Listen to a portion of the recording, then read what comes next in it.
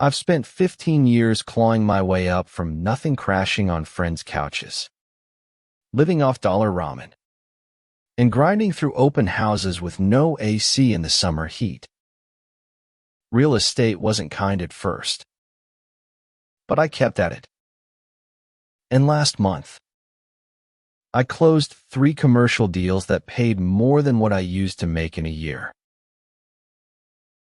So when I walked into the Westfield Corvette showroom and saw that lemon yellow 2024 Stingray shining like a trophy, I said the words I'd been waiting years to say: I'll take it. The salesman, a guy named Trey with slicked-back hair and too much cologne, raised an eyebrow when I strolled in wearing a fitted navy suit and polished boots. But his whole vibe changed when I whipped out my black Amex. That car, pure muscle and precision.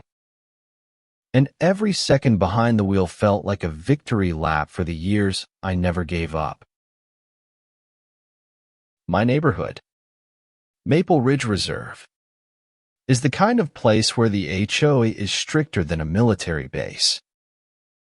Lawns are surgically trimmed, driveways swept twice a day, and God help you if your trash can is visible before 6 a.m. So you can imagine the shockwaves my flashy new Corvette sent through the HOA hive mind. And no one buzzed louder than Sharon Whitmore, our self-declared queen bee.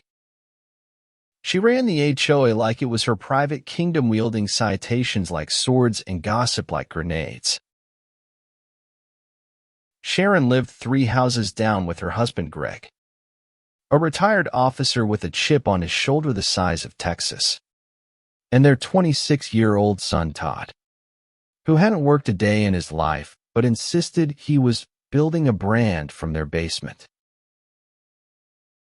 Todd first approached me the week I brought the car home.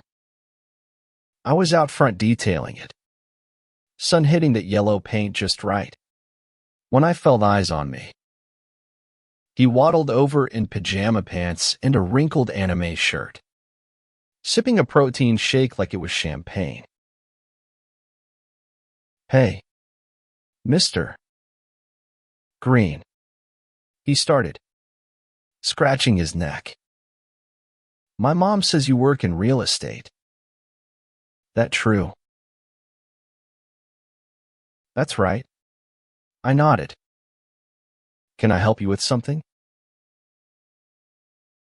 He glanced at the car like it was a unicorn. "Yeah. I was wondering if I could, borrow it. Just for a bit. Might help me get in the right headspace. You know, mental health. Confidence." I nearly choked on my coffee. "Todd, that's a $100 000 car." "I know, but it just sits there. And my mom says you have, a bunch of money. So, it's not a big deal, right?" I politely declined. He pouted. And that's when the threats started.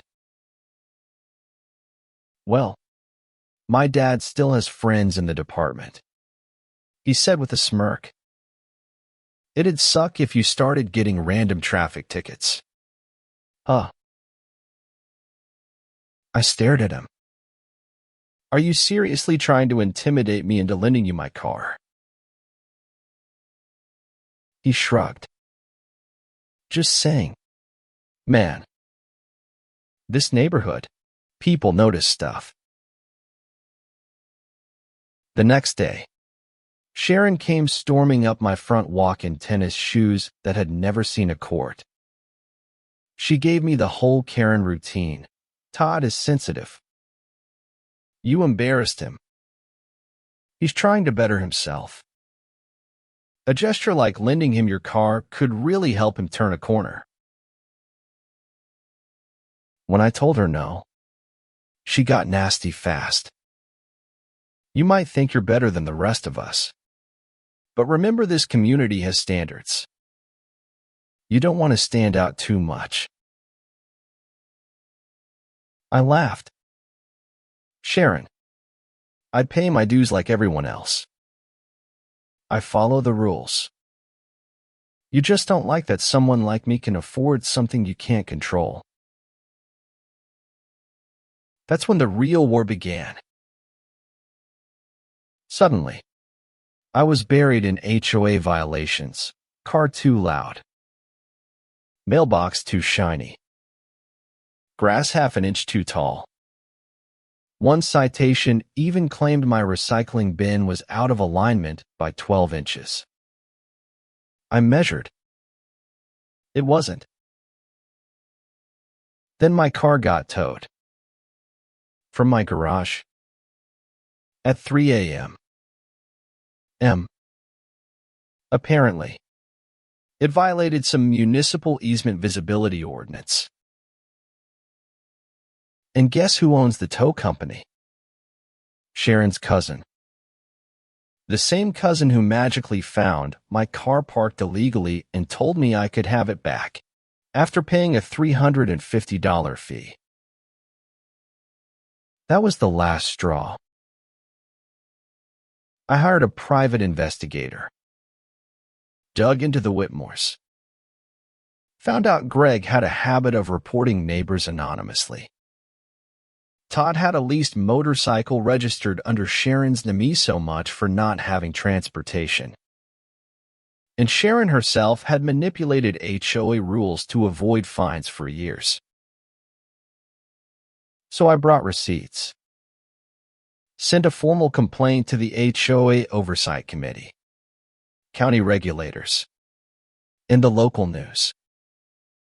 Included videos of Sharon trespassing, Todd making threats, and a timeline of bogus citations. The fallout was delicious. Greg was investigated for abusing his connections. Sharon was voted out of the HOA presidency in a 19-1 vote. Todd, well, he finally got a job delivering sandwiches on that motorcycle he said he didn't have. Last I heard, they're putting the house up for sale. Me. I'm still here. Still driving that yellow Corvette. And every time I cruise past Sharon's old house, I make sure to give it a little rev. Entitlement doesn't beat hard work. And no matter how many rules someone makes up to keep you down, truth and receipts will always win. Let me know in the comments, have you ever dealt with an entitled neighbor? Or an HOA gone rogue? I want to hear your stories.